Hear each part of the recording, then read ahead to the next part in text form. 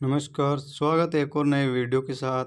और इसमें हम बात करने वाले हैं लोक संत एवं संप्रदाय के बारे में, जो कि परीक्षा में पूछे गए सभी प्रश्न इसमें कवर किए गए हैं, जो कि आने वाली प्रतियोगी परीक्षाओं के लिए बहुत ही महत्वपूर्ण होने वाले हैं। आज का पहला प्रश्न है, निम्नलिखित में से कौन सा संप्रदाय निर्गुणोपासक नहीं है? निर्गुणोपासक संप्रदाय नहीं है। जसनाति संप्रदाय निर्गुण है, दादू निर्गुण, राम स्नेही निर्गुण, नाथ संप्रदाय निर्गुण नहीं है। नाथ संप्रदाय इसका करेक्ट आंसर हो जाएगा। तो वीडियो को शुरू से अंत तक जरूर देखें, जिससे कि आपको पता चले किस प्रकार के प्रश्न पूछे जाते हैं। आइए इसकी व्याख्या देख लेते हैं। उपासना पद्धति के आधार पर संप्रदायों को दो श्रेणियों में विभक्त किया गया है, जैसे एक तो निर्गुण भक्ति संप्रदाय और एक सगुण। जैसे निर्गुण की बात करें, इस मत के समर्थक ईश्वर को निराकार व निर्गुण परम सत्ता मानकर उसकी भक्ति करते हैं। ये मूर्ति की पूजा नहीं करते। निर्गुण संप्रदाय वाले मूर्ति की पूजा नहीं करते हैं।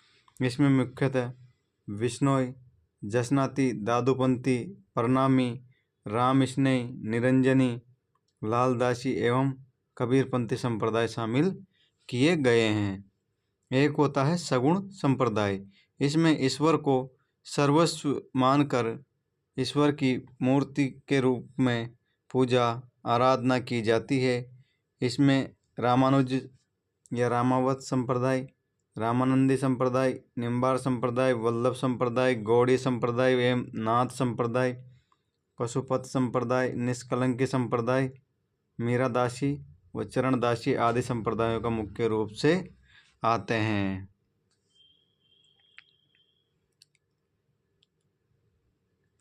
अगला प्रश्न है, निम्नलिखित में से कौन सा संप्रदाय निर्गुण भक्ति संप्रदाय नहीं है? निर्गुण भक्ति संप्रदाय नहीं है। तो ये रामदासी संप्रदाय ये निर्गुण भक्ति संप्रदाय नहीं है, ये सगुण भक्ति संप्रदाय है। अगला प्रश्न है, शाहपुरा में जिस संप्रदाय की पीठ स्थित है वह है? तो शाहपुरा में राम स्नेही संप्रदाय की पीठ स्थित है। इसकी व्याख्या, प्रधान पीठ शाहपुरा जिला पूर्व में भीलवाड़ा, संस्थापक रामचरण जी थे, जिनका जन्म टोंक के डिग्गी का सोडा ग्राम में हुआ। राम स्नेही संप्रदाय की अन्य शाखाएं एवं संस्थापक, इसकी जो अन्य शाखा है वो रेण शाखा की बात करें तो रेण शाखा के संत हरियाव जी थे, जिनका जन्म जेतारण ब्यावर जिले में हुआ। नागौर, पहले नागौर था, ब्यावर जिला और नागौर आता है इसमें। और सिंगतल शाखा की बात करें तो हरि रामदास जी है, जो बीकानेर के। खेड़ापा शाखा की बात करें संत रामदास, जोधपुर ग्रामीण।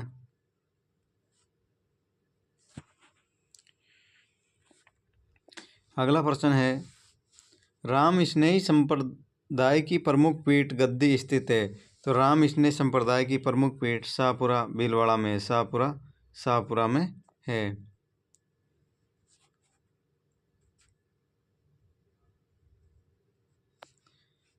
संत दरियाव जी राम स्नेही संप्रदाय की किस शाखा के प्रवर्तक थे? तो संत दरियाव जी की बात करें तो ये रेण शाखा के प्रवर्तक थे। रेण शाखा इसका करेक्ट आंसर हो जाएगा। अगला प्रश्न है, राम स्नेही संप्रदाय की रेण शाखा के प्रवर्तक कौन थे? तो इसके प्रवर्तक संत दरियाव जी थे। संत दरियाव जी इसके प्रवर्तक थे। अगला प्रश्न है, 18वीं शताब्दी में राजस्थान में रेण, शाहपुरा, सिंगतल, खेड़ापा किस संप्रदाय के प्रमुख केंद्र थे? तो ये राम स्नेही संप्रदाय के प्रमुख केंद्र थे। राम स्नेही संप्रदाय इसका करेक्ट आंसर हो जाएगा। अगला प्रश्न है, सुमेलित कीजिए। तो सिंगतल शाखा की बात करें तो संत हरिराम जी, और रेण शाखा की बात करें तो संत दरियाव जी, और खेड़ापा की बात करें तो संत रामदास जी, और शाहपुरा के संत रामचरण जी। तो ऑप्शन 2 इसका करेक्ट आंसर हो जाएगा। ऑप्शन 2 इसका करेक्ट आंसर हो जाएगा।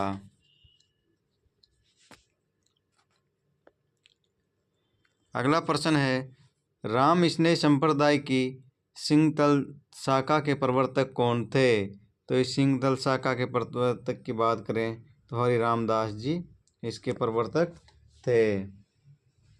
अगला प्रश्न है, राम स्नेह संप्रदाय के संस्थापक संत रामचरण दास कहाँ पैदा हुए? तो ये सोडा डिग्गी में पैदा हुए। सोडा डिग्गी इसका करेक्ट आंसर हो जाएगा। अगला प्रश्न है, युग्म गलत सुमेलित है? तो ये सिंहतल की बात करें तो हरिवंश जी ये युग्म गलत है। अगला प्रश्न है, राम स्नेह संप्रदाय अपना फूलडोल महोत्सव किस स्थान पर मनाते हैं? तो ये फूलडोल महोत्सव शाहपुरा में मनाते हैं। शाहपुरा इसका करेक्ट आंसर हो जाएगा।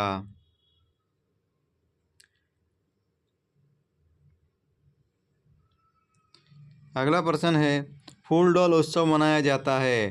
तो फूलडोल महोत्सव की बात करें तो राम स्नेही पंथ द्वारा फूलडोल महोत्सव मनाया जाता है। राम स्नेही पंथ इसका करेक्ट आंसर हो जाएगा। शाहपुरा का फूलडोल मेला किस महीने में आयोजित किया जाता है? तो ये चैत्र महीने में आयोजित किया जाता है। चैत्र महीने में आयोजित किया जाता है। अगला प्रश्न है, पर्यावरण चेतना जैसी आधुनिक शब्दावली का महत्व बहुत पहले ही किस संत ने जान लिया था? तो ये संत जम्बोजी ने जान लिया था। संत जम्बोजी ने जान लिया था। संत जम्बोजी इसका करेक्ट आंसर हो जाएगा। इसकी व्याख्या, जम्बोजी संत जम्बेश्वर, इनका जन्म नागौर जिले के पीपासर गांव में हुआ। भाद्र अष्टमी को संवत 1508 को पंवार वंशीय राजपूत लोहट एवं हंसा देवी के यहाँ हुआ।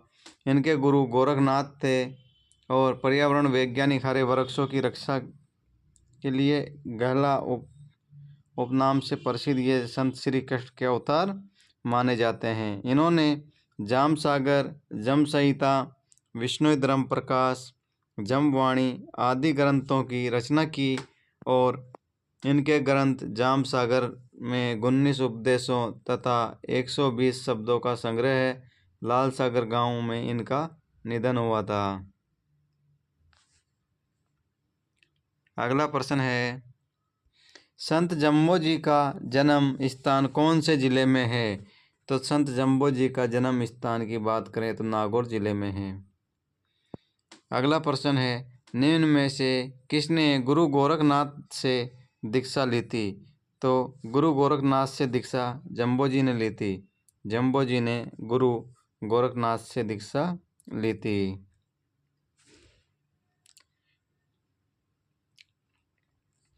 अगला प्रश्न है, किस लोक देवता के माता पिता का नाम हंसा देवी और लोहट जी था? तो ये जम्बोजी के माता पिता का नाम हंसा देवी व लोहट जी था। जम्बोजी इसका करेक्ट आंसर हो जाएगा। हरे वृक्षों की रक्षा के लिए किस संप्रदाय को जाना जाता है? तो हरे वृक्षों की रक्षा के लिए जो संप्रदाय को जाना जाता है वो है विश्नोई संप्रदाय। विश्नोई संप्रदाय इसका करेक्ट आंसर हो जाएगा। अगला प्रश्न है, जाम्बोजी के अनुयायी किस रूप में जाने जाते हैं? तो जाम्बोजी के अनुयायी विश्नोई के रूप में जाने जाते हैं। विश्नोई इसका करेक्ट आंसर हो जाएगा।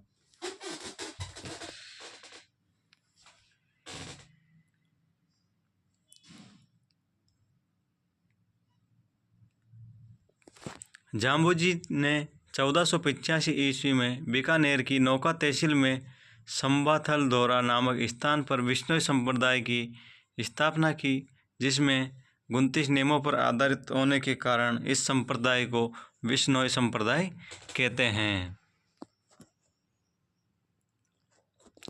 जम्बोजी ने संबाथल दौरा बीकानेर में विश्नोई संप्रदाय की स्थापना की। इस संप्रदाय के अनुयायी कितने नियमों का पालन करते हैं? तो इस संप्रदाय के लोग 29 नियमों का पालन करते हैं। 20 + 9। बीकानेर के निकट समराथल को किसने अपना कर्म स्थल बनाया था? तो ये संत जम्बोजी ने अपना कर्म स्थल बनाया। संत जम्बोजी इसका करेक्ट आंसर हो जाएगा। अगला प्रश्न है, किस समाज सुधारक ने अपने शिष्यों से 29 नियमों का पालन करने हेतु जोर दिया था? तो ये संत जम्बोजी ने दिया था। जम्बोजी इसका करेक्ट आंसर हो जाएगा। अगला प्रश्न है, निम्न में से कौन सा विष्णु संप्रदाय का संस्थापक या प्रवर्तक है? तो ये जम्बोजी है जो विष्णु संप्रदाय के संस्थापक है। अगला प्रश्न है, संत जम्बोजी को समाधिस्थ किया गया, तो इससे मुकाम में समाधिस्थ किया गया था। मुकाम में विष्णु संप्रदाय की प्रमुख पीठ जम्बोजी का समाधि स्थल मुकाम तालवा नौखा बीकानेर में है। जाम्बा फलोदी, रामडावास, पिपाड़ जोधपुर एवं जागुल बीकानेर में इस संप्रदाय के अन्य तीर्थ स्थल है। जाम्बोजी के मंदिर और सातरियों में किसी प्रकार की मूर्ति आदि नहीं है। लोहावट फलोदी में पैर के निशान हैं। मुकाम प्रसिद्ध है, तो मुकाम विष्णुइयों के लिए प्रसिद्ध है। विष्णुइयों के लिए प्रसिद्ध है। संत जसनाथ जी के बारे में कौन सा कथन सही नहीं है? इनका जन्म 1482 में बीकानेर के करतियासर में हुआ था। बिल्कुल सही है। करतियासर में इन्होंने 12 वर्ष तक साधना की, ये गलत है। 1506 में इन्होंने करतियासर में समाधि ली, ये भी सत्य है। इनके उपदेश सिद्धूधड़ा व कोंडा नामक ग्रंथ में संग्रहित है, ये भी सही है। तो इसका करेक्ट आंसर हो जाएगा, करतियासर में इन्होंने 12 वर्ष तक साधना की, ये गलत है। तो ये इसका करेक्ट आंसर हो जाएगा। अगला प्रश्न है, सिबूदला एवं कोंडा ग्रंथ में किस संप्रदाय के उपदेश हैं? तो इसमें जसनाती संप्रदाय के उपदेश है। जसनाती संप्रदाय इसका करेक्ट आंसर हो जाएगा। जसनाती संप्रदाय की उत्पत्ति किस रियासती राज्य में हुई थी? तो ये जसनाती संप्रदाय की उत्पत्ति की बात करें तो बीकानेर में हुई थी। बीकानेर इसका करेक्ट आंसर हो जाएगा।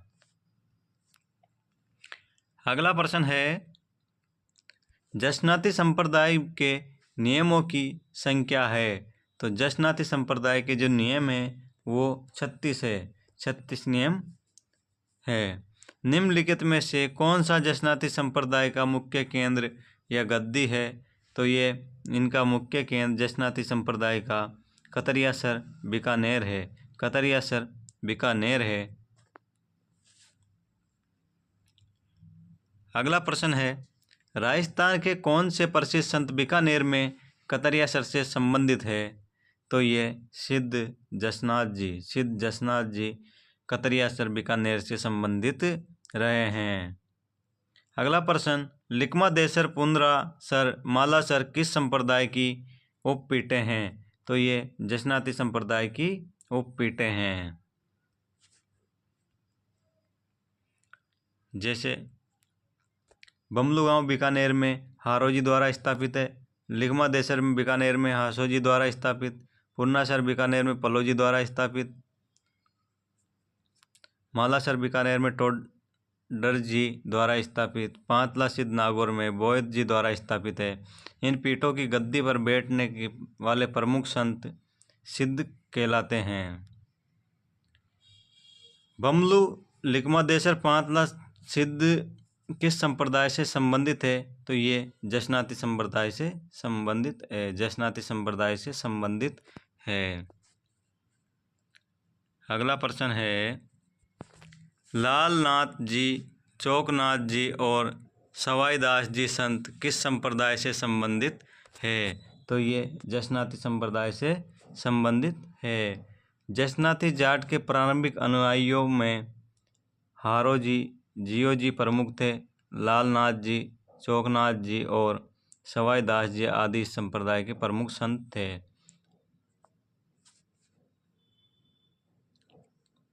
अगला प्रश्न है मध्यकालीन मेवात के प्रसिद्ध संत थे।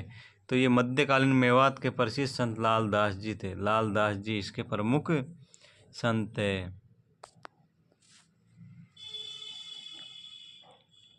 अगला प्रश्न है निम्नलिखित में से किस संप्रदाय के अनुयायी मेउबी है। तो ये लाल दासी संप्रदाय के अनुयायी मेउबी है। धौलीधूप ग्राम किस संप्रदाय से संबंधित है। जो धौलीधूप गांव है वो किस संप्रदाय का है। तो ये धौलीधूप गांव लाल संप्रदाय के है, लाल दासी संप्रदाय। और अगला प्रश्न निम्नलिखित संतों में से कौन जन्म से मुसलमान था। तो ये लाल दास जी जन्म से मुसलमान थे। अगला प्रश्न संत लाल दास के लिए अच्छी तरह से जाने जाते हैं। तो ये सांप्रदायिक सद्भाव के लिए अच्छी तरह से जाने जाते हैं। अगला प्रश्न है नगला पीठ किस संप्रदाय से संबंधित है। तो नगला पीठ की बात करें तो लाल दासी संप्रदाय से संबंधित है। चरणदासी संप्रदाय की प्रधान पीठ एवं संत चरणदास जी की समाधि है। तो ये दिल्ली में है। संत चरणदास की समाधि व प्रधान पीठ दिल्ली में स्थित है। नारी संत दयाबाई शिष्या थी। तो ये संत चरणदास की शिष्या थी। नारी संत दयाबाई जो है वो संत चरणदास जी की शिष्या थी। संत चरणदास राजस्थान के किस जिले से संबंधित है। तो ये अलवर जिले से संबंधित है। संत जो चरणदास जी है और राजस्थान के अलवर जिले से संबंधित रहे हैं। अगला प्रश्न है धर्म जहाज भक्ति पदार्थ एवं नासकेत लीला रचनाएं निम्न में से किस संत की है। तो ये चरणदास की है। चरणदास इसका करेक्ट आंसर हो जाएगा। सेजोबाई का गुरु कौन था। तो सेजोबाई का गुरु की बात करें तो चरणदास जी सेजोबाई के गुरु थे। चरणदास जी सेजोबाई के गुरु थे। अगला प्रश्न है हरनावा गांव किस संत से जुड़ा महत्वपूर्ण स्थल है। तो ये रानाबाई से जुड़ा महत्वपूर्ण स्थल है। रानाबाई इसका करेक्ट आंसर हो जाएगा। अगला प्रश्न है राजस्थान की दूसरी मीरा संत रानाबाई का जन्म कहाँ हुआ था। तो इनका जन्म हरनावा में हुआ था। हरनावा इसका करेक्ट आंसर हो जाएगा। अगला प्रश्न है राजस्थान में वल्लभ संप्रदाय का प्रमुख धार्मिक स्थल है। तो वल्लभ संप्रदाय का प्रमुख धार्मिक स्थल की बात करें तो नाथद्वारा में है। नाथद्वारा इसका करेक्ट आंसर हो जाएगा।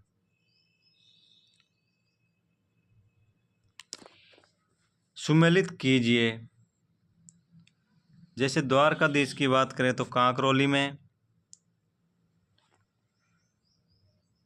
श्रीनाथ जी नाथद्वारा में है, मथुराधीश कोटा और गोविंद देव जी जयपुर।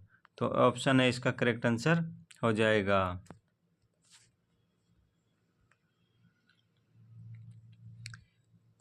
अगला प्रश्न संत भूरीबाई अलग का कार्य क्षेत्र था। तो संत भूरीबाई अलग का जो कार्य क्षेत्र है वो मेवाड़ था। मेवाड़ इनका प्रमुख कार्य क्षेत्र था। उदयपुर में जन्मी भूरीबाई निर्गुण व सगुण दोनों ही भक्ति परंपराओं में समर्थन किया था। मीराबाई के पिता कौन थे। तो मीराबाई के पिता की बात करें तो ये रतन सिंह मीराबाई के पिता थे। इसकी व्याख्या देख लेते हैं। 16वीं सदी में मीराबाई बचपन का नाम पेमल था जो कुड़की नागौर परगने वर्तमान में ब्यावर जिले की जैतरण तहसील में है। और इनके पिता रतन सिंह थे। मीराबाई के पति का नाम भोजराज यानी राणा सांगा के बड़े पुत्र थे। कुछ समय पश्चात मीराबाई द्वारका चली गई। वहीं रणछोड़ जी के मंदिर में भगवान की भक्ति में अपना शेष जीवन व्यतीत किया था। अगला प्रश्न है मीराबाई सदी कवयित्री थी।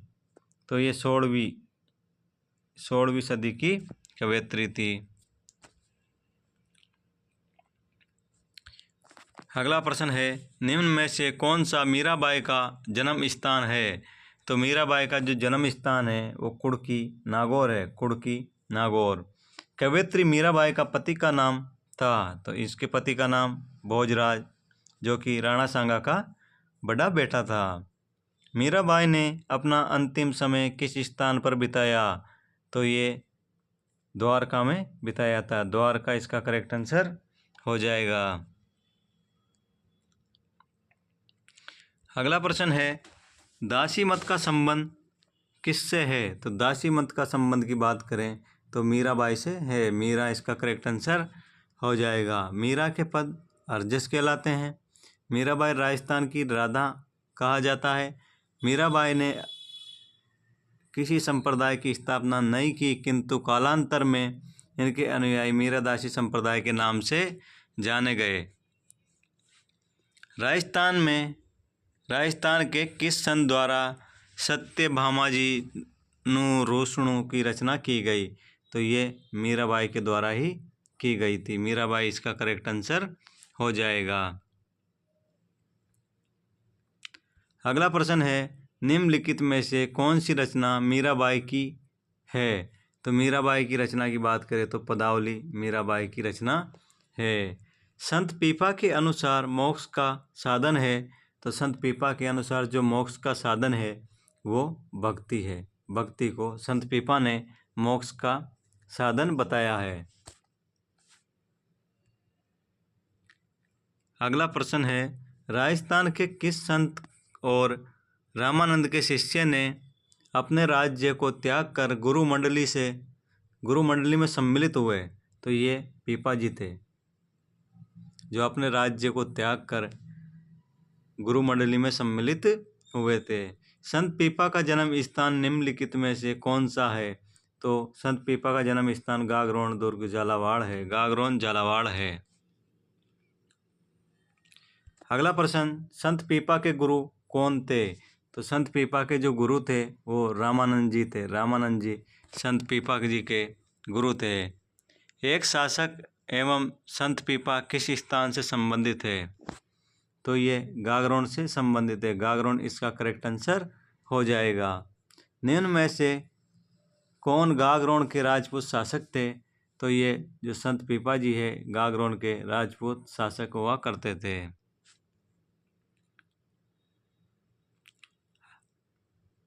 अगला प्रश्न है, संत पीपा की गुफा कहाँ पर है? तो ये टोडा में है। टोडा में संत पीपा की गुफा है।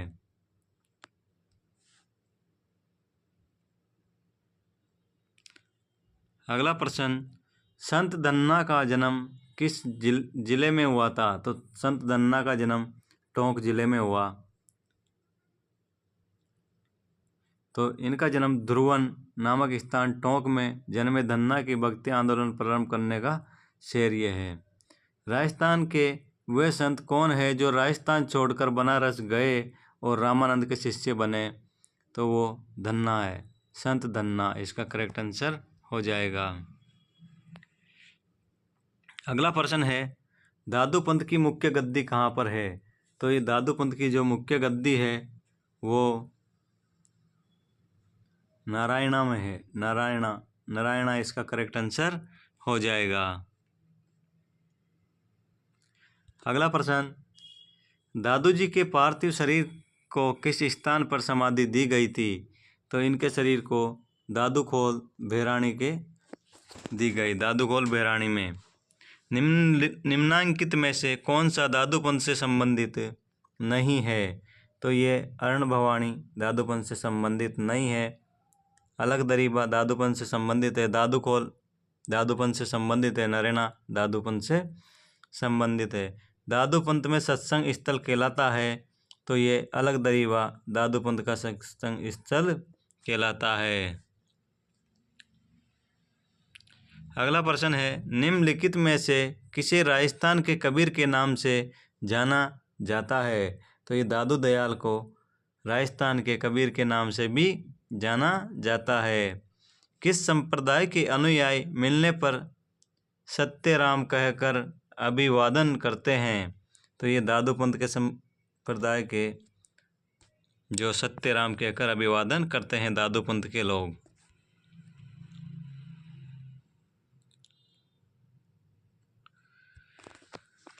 अगला प्रश्न है, नाथ संप्रदाय की गद्दी स्थित है। तो ये नाथ संप्रदाय की जो गद्दी है ये जोधपुर में स्थित है। जोधपुर में महामंदिर राजस्थान के किस संप्रदाय की प्रमुख गद्दी है? तो ये नाथ संप्रदाय की प्रमुख गद्दी है। आचार्य तुलसी ने अणुव्रत आंदोलन का सूत्रपात कब किया था? तो ये 1949 में किया, 1949 में किया था।